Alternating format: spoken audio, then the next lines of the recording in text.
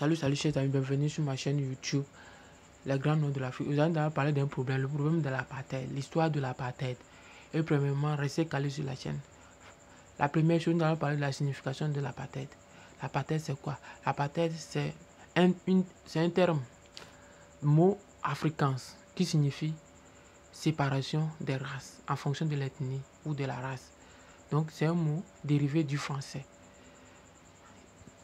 Donc, le début de l'apartheid en Afrique du Sud, c'est en 1958, suite à l'élection de Daniel François et Nicolas Havenga. Donc, suite aux élections des deux partis qui remportent 52 sièges au Parlement, ils décident de mettre l'application d'une politique appelée apartheid. Leur idée basée sur de quoi? Sur le fait que les blancs étaient minoritaires et les noirs majoritaires. Donc, ils étaient obligés de mettre les lois en application pour pouvoir mieux gérer, séparer les peuples et mieux gérer leurs grandes fermes tant exploitées depuis longtemps. C'est ainsi que la politique d'apartheid a été mise en place en 1948 et prit fin en 1991 suite à la libération de Nelson Mandela.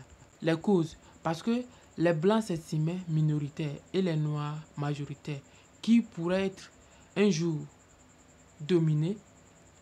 Donc les blancs se disaient qu'ils pourraient un jour être dominés par les noirs. Donc vaut mieux de mettre une politique de ségrégation raciale entre les peuples, c'est-à-dire les blancs, les noirs, les indiens et les métis pour pouvoir conserver leurs grandes fermes, leurs grandes terres exploitées depuis longtemps.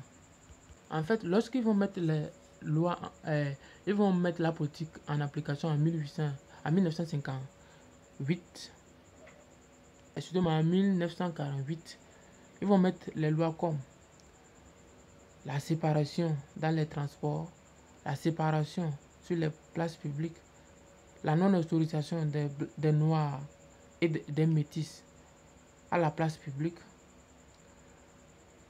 Les écoles ne sont pas les mêmes. Les blancs sont dans les différentes écoles comme les noirs. Et les travaux. Il y a certains travaux que les noirs n'avaient pas accès. Donc après l'instigation de ces lois,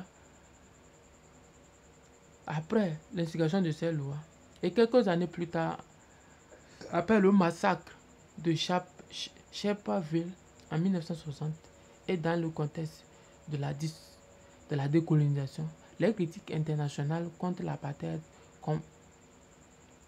commençaient à prendre de l'ampleur. Donc, l'Afrique du Sud est sanctionnée. Il est exclu à l'OMS, au Bureau international du travail